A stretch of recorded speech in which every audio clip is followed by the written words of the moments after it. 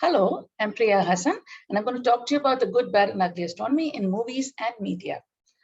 Now, in the background, you can see a whole bunch of movies over here. There's Contact, there's Interstellar, Gravity. There's a movie which in India, which we had called Koi Mil Gaya. And movies have their appeal. And today I'll be focusing more about the movie Contact, which is one of my favorite science fiction movies. But the method I'm going to talk about can obviously be applied to many more movies. So what is it about movies and media? They have a universal appeal. They have a very wide audience, and they are an excellent medium to actually engage and discuss with people. I'm going to focus specifically on the movie Contact, like I said, because that's one of my favorite movies. And I'm going to describe how we actually use the movie Contact to engage with audience. So what we did is the previous evening, we screened the movie. And after that, the next morning, we started off with a talk on aliens. Let's check out our neighborhood, because that was basically to engage, get people interested into the whole thing. And then it was followed by a talk on relativity, because the movie actually includes something about time dilation, etc., which is necessary to understand the movie. And therefore, this was a good, good opportunity to actually package that and talk about that. After that, it followed about radio astronomy, because the movie is shot at the VLA. So in that, you can explain to people what are radio telescopes all about, how does it actually vary from optical telescopes, X-ray telescopes, etc.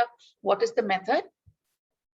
Post-lunch, we had a fun kind of an event, which was for the older students, we had it about the message to aliens you would send. For younger ones, it was actually on pictures of aliens. And then we followed that with a discussion about the movie, the good and the bad astronomy in it.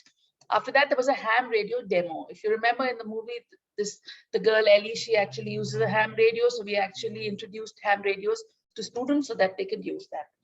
Now, science in movies can actually be used.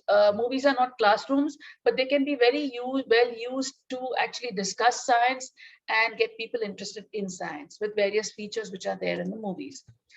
Contact was basically done with Jill Tarter in mind, and there's no government funding for the SETI program, though there are searches for extrasolar planets with Kepler as well as with TESS.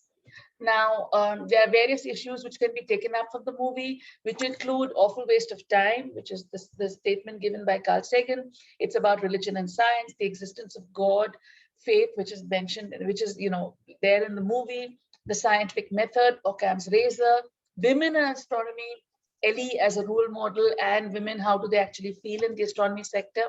There's also a certain amount of bad science in the movie, where you have the opening scene where the radio goes back in time. The planets seem to be aligned, there's planetary alignment. Ellie is shown to be hearing with headphones. The telescopes, there are meteors through a telescope, you don't see meteors through a telescope. And there are various other factors which are there. So I would propose that this is an excellent way forward to actually have open discussions based on movies as well as media things, have argument-based understanding, and it could actually help people to rationally assess good and bad science in movies as well as in the media. Thanks.